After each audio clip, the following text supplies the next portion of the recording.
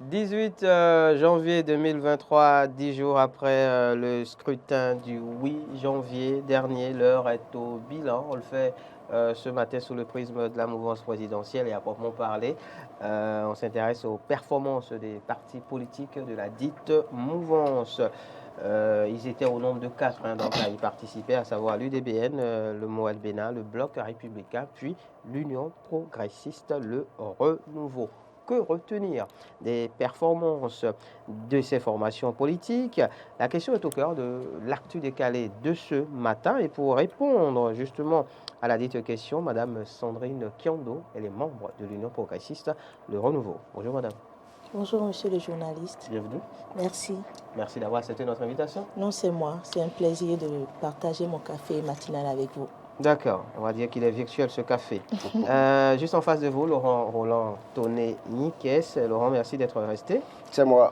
Je précise que vous pourrez contribuer donc à nos échanges en nous appelant en temps opportun au 96 76 68 68. 96 76 68 68. Alors, Madame Sandrine Kiondo, nous sommes donc à 10 jours après le scrutin du 8 janvier. La Sénat a proclamé les résultats, disons, provisoires, puis la Cour constitutionnelle ceux définitifs. Quelle appréciation portez-vous sur ces résultats? Je vous remercie, monsieur le journaliste. D'entrée de jeu, déjà, je voudrais saluer la maturité du peuple béninois. Les populations en général, du nord au sud, de l'est à l'ouest, sont sorties. Et c'est un élément très important qui montre que la démocratie béninoise est sortie des sentiers battus. Quoi qu'on dise aujourd'hui, le Bénin démocratique se révèle et étonne le monde. Beaucoup de pays autour de nous n'ont pas eu cette chance-là, je dirais même cette grâce-là, de vivre des élections apaisées. Donc c'est le moment de rendre gloire à Dieu et remercier aussi tous les acteurs politiques à divers niveaux qui ont joué leur partition pour qu'on ait des élections apaisées au Bénin. D'accord. Pour s'intéresser à proprement parler maintenant à la thématique qui nous réunit ce matin en plateau, que retenir globalement des performances des formations politiques de la mouvance présidentielle? Bon, pour moi, je suis satisfaite des résultats proclamés par la Cour constitutionnelle. On ne pouvait pas demander plus, surtout dans un contexte, dans les contextes sociopolitiques auxquels on est ici au Bénin. Et il faut reconnaître aussi la venue de certains invités qui sont venus un peu bouleverser un peu cette messe. Vous voulez parler des formations de l'opposition? Oui, je dirais plutôt nos amis d'en face, nos amis qui ne parlent pas le même langage que nous. Donc, ils sont venus... Pour le moment. Donc, ils sont venus participer à cette grande messe-là. Et quoi qu'on dise, la classe politique béninoise est faite d'opposition et de mouvance.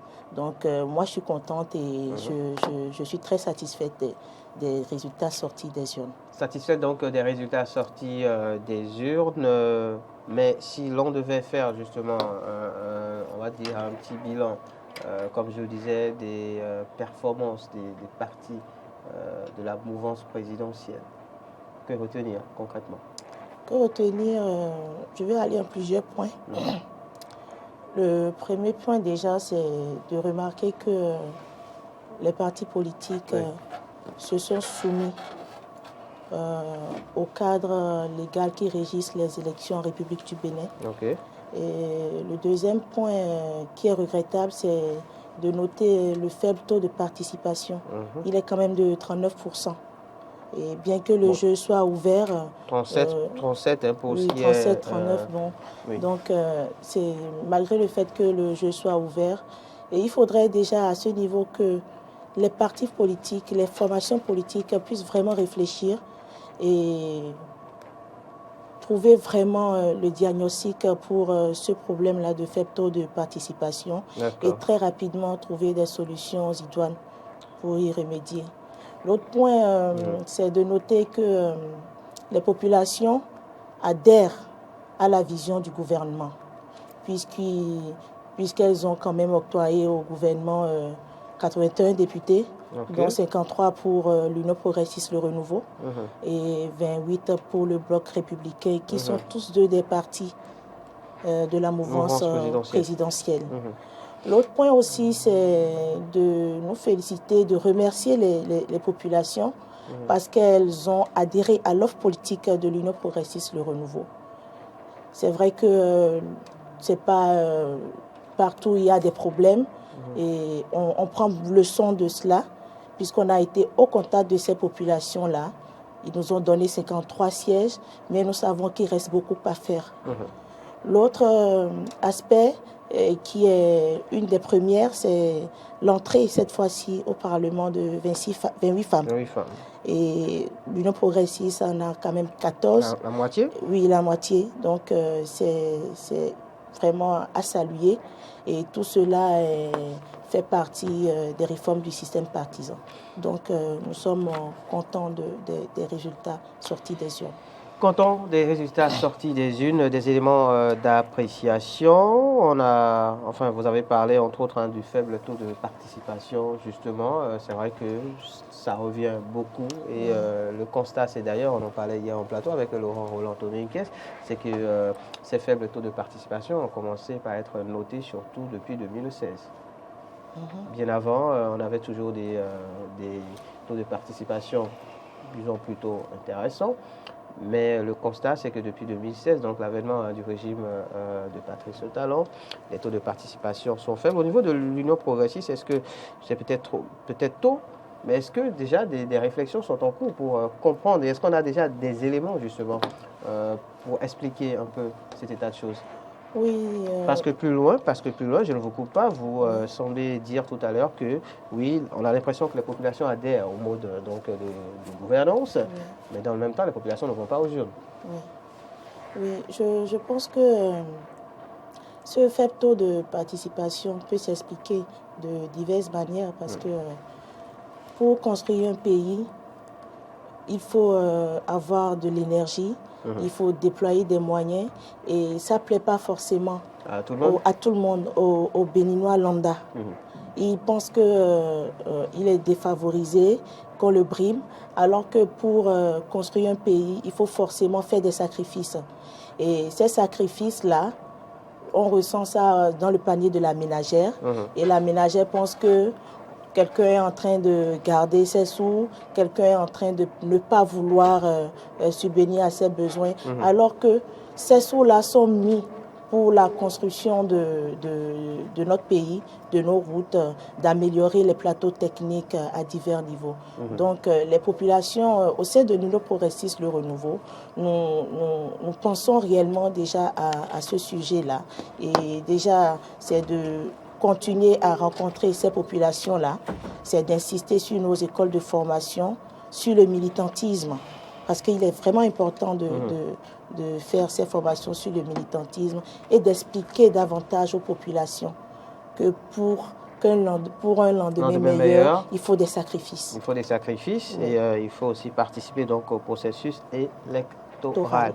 On va parler des chiffres maintenant.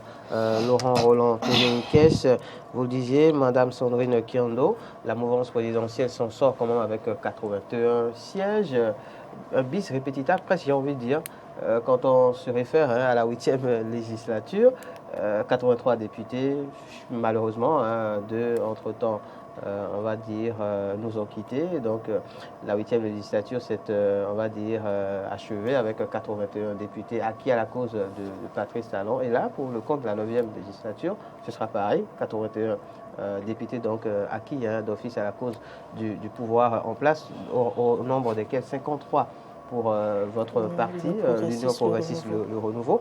Au niveau des chiffres, oui, quel autre élément est-ce qu'on a, Laurent Roland-Tonniquez? Alors, moi, je suis tenté de dire que oui, la mouvance s'en sort avec 81 députés, 53 pour l'Union progressiste Le Renouveau et 28 pour le Bloc républicain. Mais je constate que c'est un système politique qui davantage s'affaiblit plutôt que de se renforcer. Je m'explique.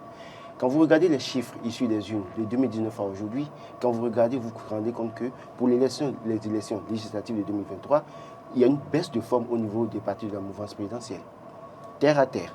En 2020, pour les élections communales, je vais prendre peut-être ce chiffre parce que 2019 n'étant pas un baromètre qu'on peut utiliser pour autant parce qu'il y a eu un match amical, c'est qu'en 2020, nous avons pu avoir pour l'Union progressiste, le renouveau pour les communales bien évidemment, 994 602 voix, d'accord?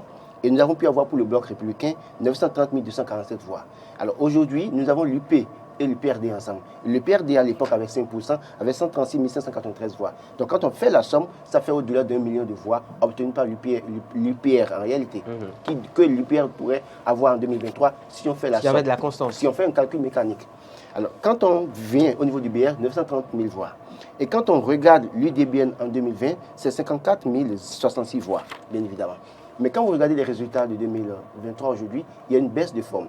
La baisse de forme se situe à quel niveau? Vous allez voir qu'au niveau de l'UPR, PRD et UP ensemble, ça donne 930 000 voix. Donc moins d'1 million de voix, ce qui aurait pu être 1 million de voix, plus 2 millions de voix pour 2023, parce que les électeurs, en réalité, acquis à votre cause, doivent être maintenus. Donc il y a un problème. Qu'est-ce qui s'est fait que? Qu'est-ce qui s'est passé au point où des gens qui ont voté pour vous hier n'ont pas pu voter pour vous en 2023? Il y a matière à se poser des questions. Quand je prends le Bloc républicain, 930 247 voix en 2020, d'accord? Mais je me rends compte qu'en 2023, ils ont eu 724 240 voix. L'UDBN qui était à 54 000 voix, en tout cas 66,2% en 2020, se retrouve en 2023 avec 26 430 voix, moins de la moitié. Ça veut dire que la performance des partis de la mouvance a baissé considérablement. Et quand je laisse même 2020 et que je laisse 2023, je questionne les chiffres de 2021 où toutes les formations de la mouvance présidentielle, bien évidemment, l'UPE, le PRD, le BR, l'UDBN, Moël-Béné, ensemble ont soutenu Patrice Talon, qui a pu récolter pour l'élection présidentielle 2021 1 982 534 voix. Quand je fais la somme des chiffres de 2023, je me rends compte que ça fait 1 718 112 voix. Comparé à 1 982 000 voix, il y a encore baisse de forme. Ça veut dire que quoi? Est-ce qu'en l'État, aujourd'hui, avec ce système, le pouvoir se renforce ou s'affaiblit? Et là, je suis tenté de dire, quand ce pouvoir va rencontrer un candidat, en tout cas un vrai garçon en face, le système est vulnérable. Ça veut dire que quoi? Les partis de la mouvance ont... Ça rejoint ce qu'on avait dit au cours de l'émission du 28 novembre 2022. Il y a un gros défi. Le défi, c'est de maintenir d'abord les électeurs qui étaient déjà acquis à la cause de la mouvance, maintenant de travailler à convaincre d'autres davantage. Parce que le taux de participation dans l'ensemble de 2019 à aujourd'hui, en dehors de 2019 où on est autour de 1 500 000 votants, c'est qu'aujourd'hui, de 2020 à aujourd'hui, on est autour de 2 500 000 électeurs qui sont allés aux urnes.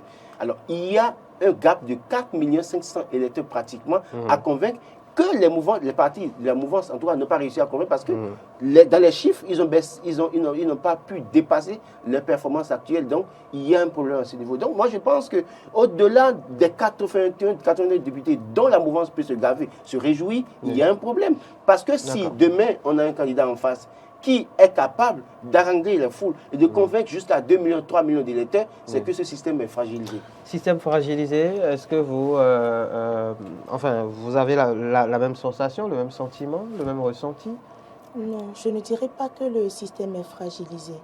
Vous savez, surtout ces derniers mois, au sein de l'UP d'avant, nous avons eu à faire une fusion. Et je pense que il faudrait continuer à expliquer aux populations béninoises les fondements de cette fusion-là. Parce que nous avons le temps, il nous faut encore de temps pour pouvoir convaincre ces populations. Parce que nous avons fait la fusion en août, on est allé aux élections en janvier. Et le système n'est pas fragilisé puisque nous, on continue déjà d'expliquer à nos populations pourquoi est-ce qu'on s'est mis ensemble. Parce que quand on se met ensemble, deux grosses formations politiques de la trempe de l'UP et du PRD, quand ça se met ensemble, ça doit donner effectivement de bons résultats. Mais il ne faut pas être pessimiste. Il ne faut pas être pessimiste. Je pense moi, je ne suis pas militant, je ne suis pas pessimiste. Non, nous avons nos militants, s'il vous plaît. Oui. Nous avons nos militants. Et les militants sont plus à convaincre. C'est les indécis qu'il faut convaincre. Et nous continuons. Mais comment expliquer alors, selon vous, cette baisse de forme? Parce qu'en réalité, au-delà du PRD qui a rejoint l'UP, il y a aussi Valentin Roudé du DUD, par exemple. de la DUD, pardon, qui a rejoint la mouvance. Il y a d'autres formations qui ont rejoint. Et donc, en temps normal, le nombre de suffrages qu'on pourrait avoir pour votre formation politique ne devait pas être en baisse de forme, mais plutôt être renforcé. Oui, c'est vrai, mais je vous dis, il faut qu'on explique aux populations. Donc, vous avez le sentiment que les populations n'ont pas encore réellement, on va dire, compris et accepté cette fusion? Non, les dirigeants l'ont accepté. Oui, maintenant, il faut que nous, les militants l'ont accepté. Okay. Maintenant, il faudrait qu'on continue le travail au niveau de la base pour leur expliquer. Parce que, comme vous dites, un PRD aujourd'hui qui se met avec l'UP, un DUD qui se met avec l'UP, tout cet ensemble qui forme l'Union progressiste, le renouveau, il faudrait vraiment aller à la base, rencontrer les indécis surtout. Pas les indécis, d'abord ceux qui étaient là, ceux qui étaient là, pas parti voter. Non, ceux qui étaient là sont convaincus. Vous avez le sentiment que oui, les militants de base sont convaincus. Le score de 2021 de 2020 n'a pas été maintenu. Après, Laurent Roland Tonekes, l'élection communale, l'élection législative. C'est pas la même chose. Oui, je suis. C'est pas la même chose. Encore que, comme elle disait si bien à l'entame de ce plateau d'échange, eh bien, il y a de nouveaux invités qui sont à la table. Oui, et ça change tout. Les nouveaux invités sont à la table. À savoir, justement, le parti Les Démocrates, et il faut préciser, le MPL aussi. Donc, ceci peut expliquer cela. Oui, les nouveaux invités... C'est des perditions qu'on a pu constater. Les nouveaux invités, en réalité, viennent pour déstabiliser votre système? Bien sûr. D'accord, mais est-ce que vous avez travaillé pour être renforcé?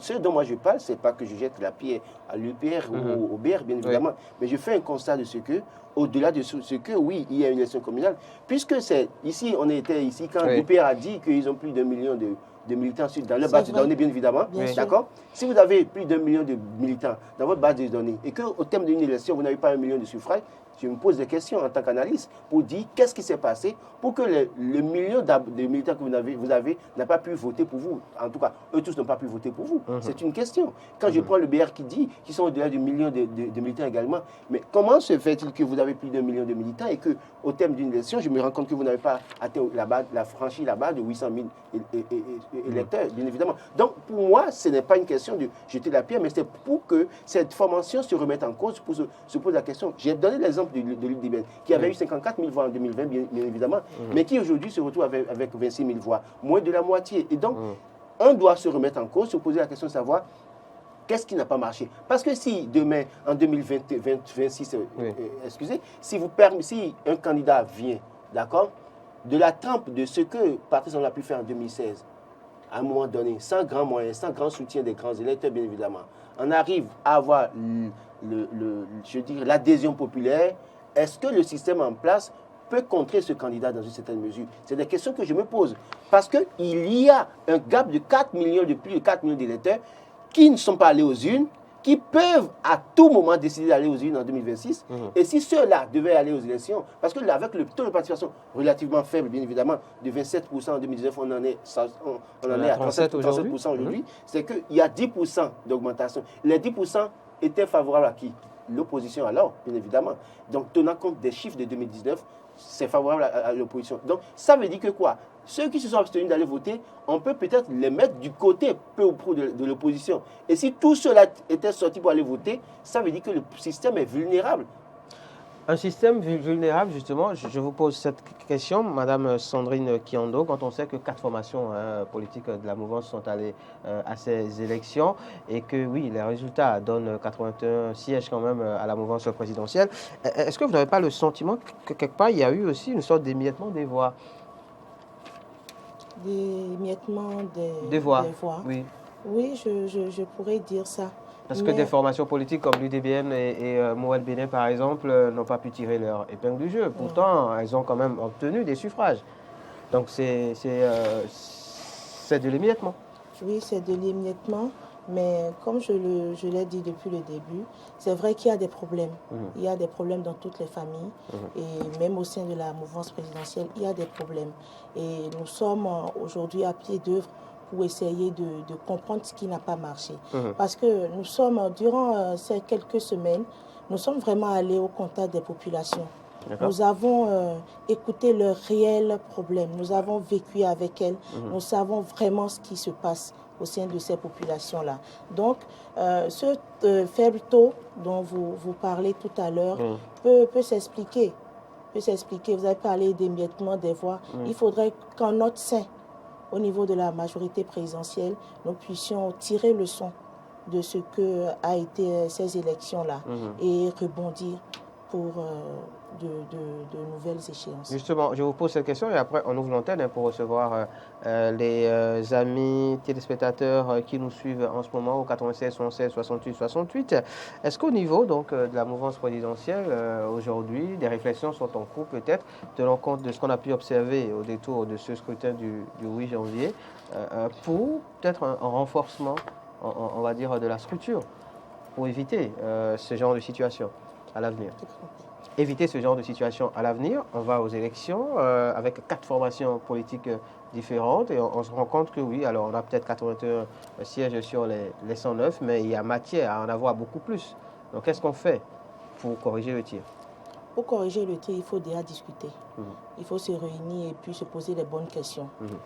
Déjà revoir notre système de positionnement, de revoir ceux qui sont fâchés, parce que un peu partout lors de ces élections, il y a eu des gens qui ont été fâchés à cause des positionnements. Il faut ramener ces gens-là et leur expliquer que ce n'est pas d'abord leurs intérêts personnels, c'est le parti d'abord.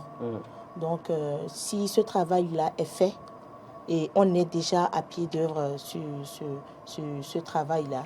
Et je pense que si c'est fait, nous aurons quand même, d'ici les prochaines séances, de meilleurs taux de participation. D'accord. Est-ce qu'on pense, par exemple, à fusionner tout ça en un seul bloc? La question revient souvent, donc j'insiste. Non. Pour le moment, au niveau de l'Union progressiste, le renouveau, la question n'est pas évoquée. Non, on n'a pas ce projet de fusion. Mais est-ce que ce ne serait pas plus profitable pour la mouvance présidentielle? Non, en tout cas, chez nous, on n'a pas encore eu vent de cette affaire de fusion-là. Ce n'est pas vous qui décidez, non, c'est pas nous qui décidons.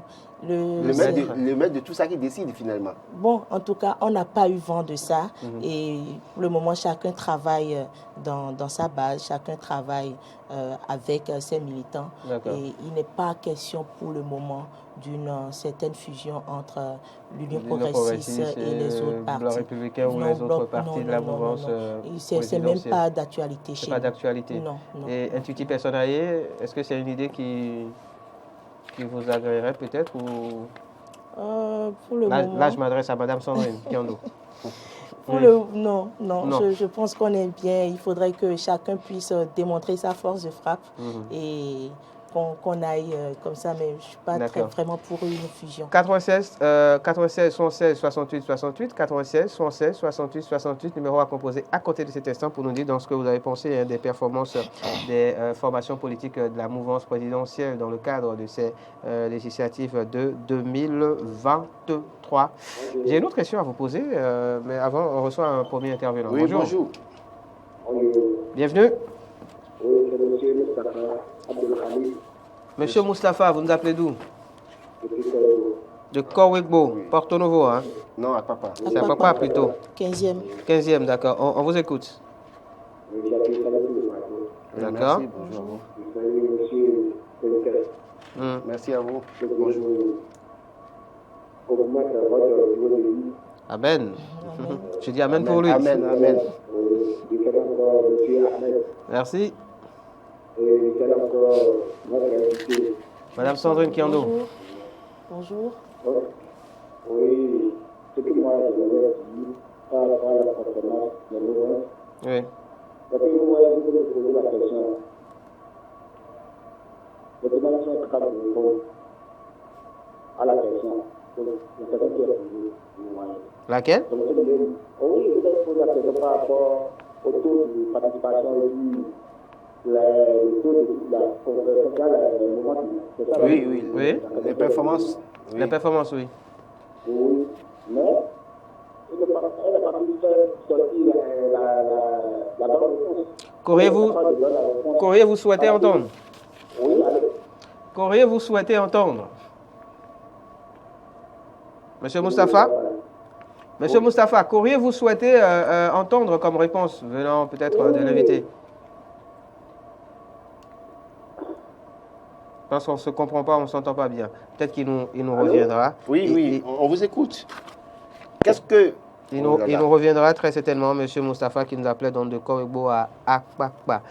J'allais poser cette question donc à Madame Tiondo, toujours par rapport aux performances des formations de la mouvance. Bonjour. Bonjour. Oui, bonjour. Monsieur Anissé Michel. C'est lui. On vous écoute. De Lokossa. Bon, je vous remercie beaucoup. Oui, je vous remercie beaucoup. Merci. Maintenant, la mouvance fait beaucoup d'efforts. Quand il y a une guerre avant, ça va être fait. Il y a une autre guerre, en fait, une autre bataille électorale. Oui. Il va faire beaucoup. D'accord, c'est compris. C'est ça. Quand quoi, c'est bon. D'accord. Ils sont tombés à terre. Ils sont tombés. Merci. Merci, monsieur Anissé. Merci, monsieur Anissé Michel. Je n'ai pas compris, ils sont tombés par terre. Non, mais en fait, c'est une manière de dire qu'ils n'ont pas pu avoir de bons résultats. Il faut comprendre un peu le langage de monsieur Michel. Il a aussi dit que la mouvance a fait beaucoup. Oui, mais il dit qu'en fait, il faut se préparer pour la bataille de... En tout cas, il parle de guerre. 2026, très certainement. Oui, bonjour, monsieur. Oui, bonjour. Oui, merci de vous présenter, monsieur. Oui, c'est monsieur Mouzemilou Abdoulaye Moukadam. Pardon? C'est monsieur Mouzemilou Abdoulaye Moukadam de Djougou. D'accord, monsieur Abdoulaye de Djougou, on vous écoute. Oui, toujours c'est pour vous soutenir. D'accord. Merci beaucoup avec l'émission que vous faites. Merci beaucoup, monsieur Abdoulaye. Que Dieu vous protège. Amen. Un mot par rapport à la performance des partis de la mouvance présidentielle aux législatives? Monsieur Abdoulaye, il est parti. Il est parti, apparemment. D'accord. 96, 76, 68, 68, 96, 76, 68, 68. Quelle appréciation portez-vous, par exemple, sur les formations comme celle du Moël Bénin et de l'UDBN? Madame Sandrine. Il y a quelqu'un en ligne? Bonjour. Oui, merci de vous présenter. Oui, bonjour, monsieur. Présentez-vous, s'il vous plaît. Ahmed? Ok, Amadou Aruna de Parakou. Aruna de Parakou. Oui, nous vous écoutons. Par rapport à la performance de la mouvance financière, il y a eu assez de performance. Pourquoi je le dis? Ok. Avec la présence ou bien la participation de l'opposition, plutôt des démocrates, donc tout le monde serait parti. Donc, et aussi, par rapport, vous avez demandé pourquoi la mouvance n'a pas pu avoir le résultat d'avant, les élections passées. Vous savez que la lutte sociale a été mal faite, parce qu'il y a des citoyens, des électeurs qui ont été déplacés des villes. D'accord, la question de déplacement. La liste électorale informatisée. D'accord. Oui, donc beaucoup n'ont pas pu participer. Donc, participer au vote. Donc, parce que l'électeur ou comment là, il y a des électeurs de la mouvance aussi. D'accord. Pas pour autant nombreux que les autres. D'accord. En tout cas, pour la prochaine fois, ça serait plus meilleur que le Sénat. D'accord. C'est tout souhait. Merci. Bonne suite. Avec le boulot que notre président fait. Oui, mais attention, les gens n'ont pas tenu compte du travail à Cotonou. Merci et bonne suite de journée à vous à Parakou, monsieur Aruna. Oui, donc, Moël Bénin, UDBN, les performances. Bon, Ces deux formations politiques sont allées aux élections. Oui. Elles ont eu le score qu'elles ont eu. Oui. Je suppose que les populations n'ont pas forcément adhéré ou compris. Bonjour, bienvenue. Oui, bonjour. Merci de vous présenter, monsieur. Moi, c'est Rodrigue. Monsieur Rodrigue. Le fils José. Oui, je sais. Le fils José à Cotonou, d'accord, on vous écoute. Oui. Je salue le plateau, je salue l'honorable aussi. Bonjour. J'aimerais dire, ce qui a tué le parti, c'est quoi? Ce qui a tué la mort, c'est le fait de changer brusquement le président. D'accord. Le fait de changer le président du parti. Ça fait un point. Ce qui a tué la mort présidentielle, c'est le fait de changer l'Union pour être dans la main du président. La deuxième chose qui les a tués, ce qui les a tués encore, c'est la mauvaise liste qu'ils ont fait. La mauvaise liste qu'ils ont fait. Le positionnement. Positionnement. Okay. Oui, le positionnement. Le fait de mettre le président Jobenou sur la liste, Jobenou, président du parti, et puis encore de le mettre, Jobenou vient à Calabi. On met Jobenou sur la liste à je sens que c'est Cotonou. Jobenou vient à Calabi, on met Jobenou sur la liste à Cotonou. Dans la période pionnière. Alors on a des leaders, des grands leaders dans la zone. C'est ce qui a tué la révolte. D'accord. Qu'on ne se doit pas de la vérité. D'accord. On se dit la vérité. La liste est mauvaise, la liste est mal faite. D'accord, monsieur Rodrigue. La liste à Cotonou, dans la élection, il y a le maire qui vit dans là. Il y a le théâtre qui vit dans les villes là. Nous, on n'a pas de leaders. D'accord, donc la question du positionnement. Oui. Sur la liste. Nous, on n'a pas de leaders dans la constitution. D'accord. Je crois merci. Merci, monsieur Rodrigue.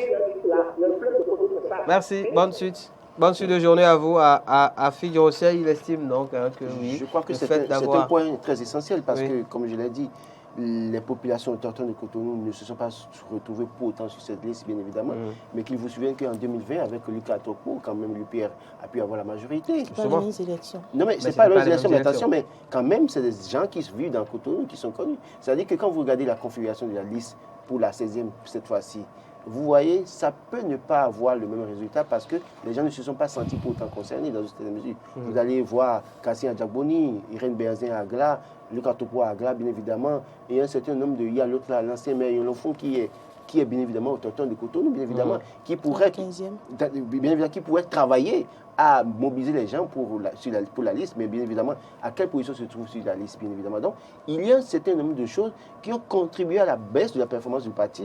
Et donc, si on doit continuer comme ça, c'est que le parti continue d'être vulnérable, à mon avis. Lorsqu'on parle de Cotonou, il a parlé du positionnement du camarade professeur Jobenou, mais ce n'est pas sa première élection. Oui, non, oui. Ça c'est une c'est pas débat. Sa première élection. Il a toujours été élu à Cotonou. Donc, qu'ils me disent qu'on aurait dû le positionner à Calavi, je dis non.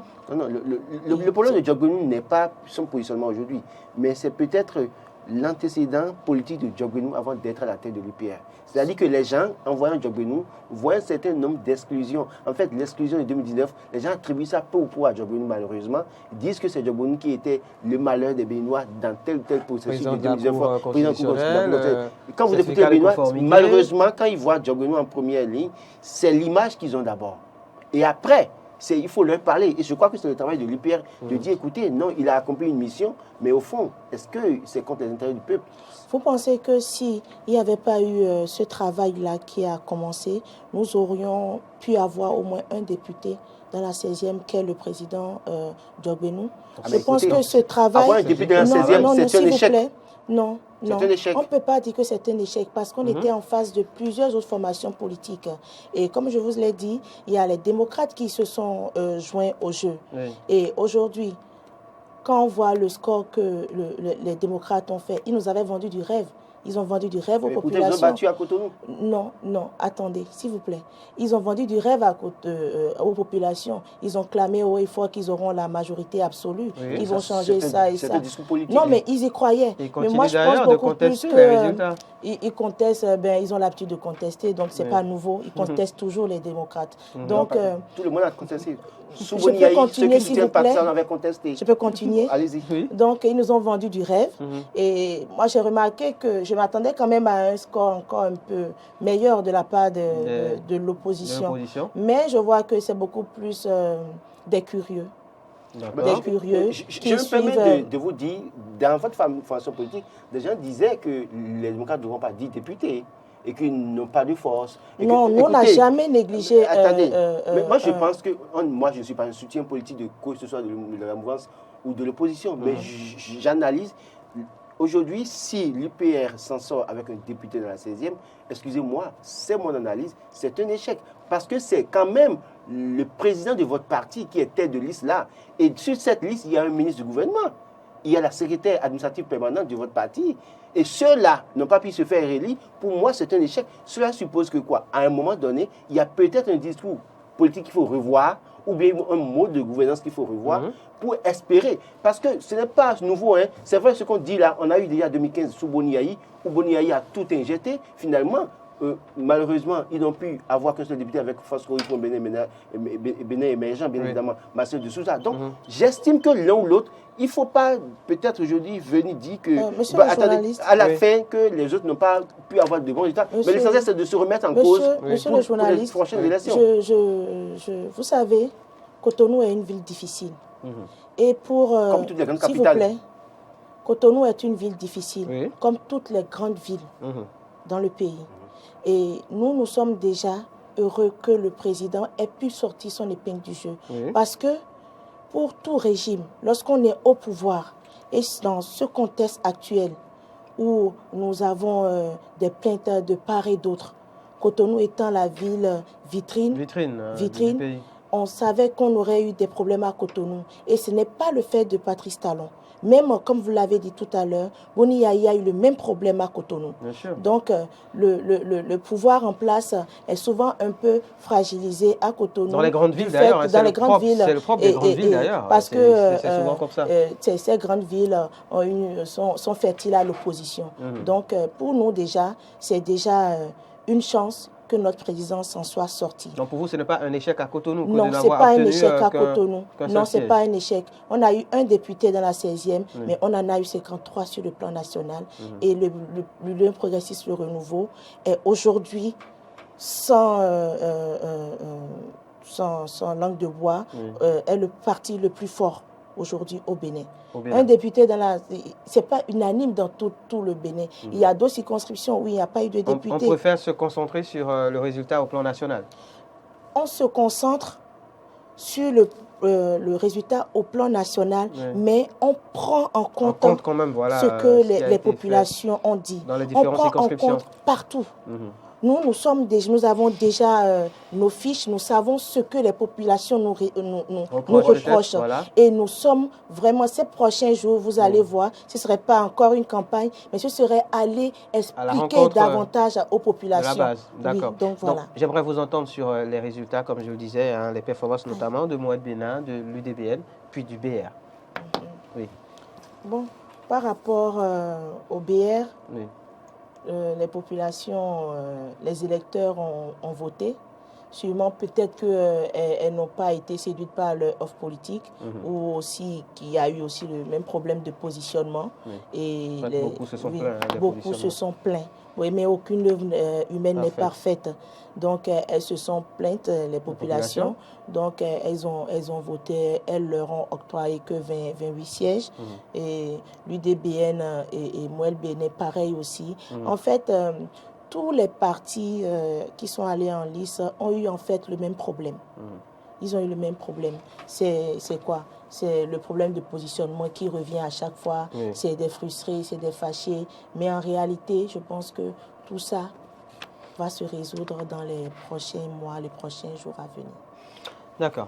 Alors, je pense qu'au-delà de la satisfaction, l'autosatisfaction des membres de l'Union progressiste de renouveau, c'est vrai qu'ils s'en sortent avec 53 députés, bien avec 28 députés. Je crois qu'il y a matière à réflexion. J'estime et j'insiste là-dessus.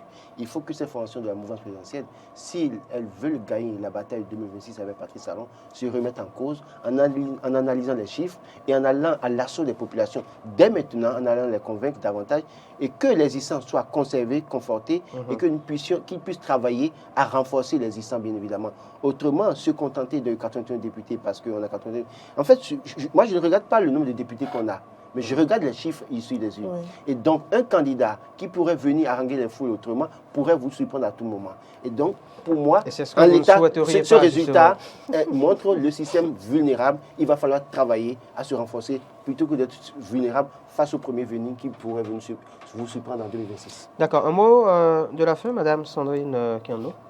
Un mot de fin, ce serait déjà de vous remercier. Merci. Et de remercier les populations béninoises. Certes, le taux de participation est faible et leur dire que l'Union progressiste, le renouveau, a pris bonne note de leurs préoccupations. L'Union progressiste, le renouveau, a pris bonne note de ce qu'elle revendique. Et nous sommes prêts puisque ce qui nous caractérise aujourd'hui au sein de l'Union progressiste, le renouveau, c'est cette proximité avec nos populations, c'est cette humilité, cette envie d'aller auprès de nos populations. Donc c'est de leur dire qu'aucune œuvre humaine n'est parfaite et au niveau de nos états-majors, nous réfléchissons déjà pour voir comment parfaire les choses pour que dans l'avenir, le taux de participation soit plus élevé et que leurs préoccupations soient prises en compte. Pas que le taux de participation, mais que le suffrage que vous aurez obtenu soit élevé. Oui.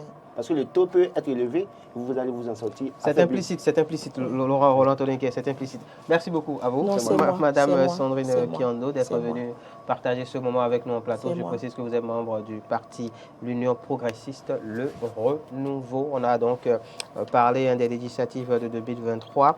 Que retenir des performances des formations politiques de la mouvance présidentielle. Et on retient essentiellement de vos propos que vous vous dites satisfaite des résultats et que l'Union progressiste s'engage justement à tenir compte de ces résultats justement et à œuvrer de sorte à satisfaire les populations afin d'obtenir de meilleurs résultats lors des prochaines échéances électorales. Ouais.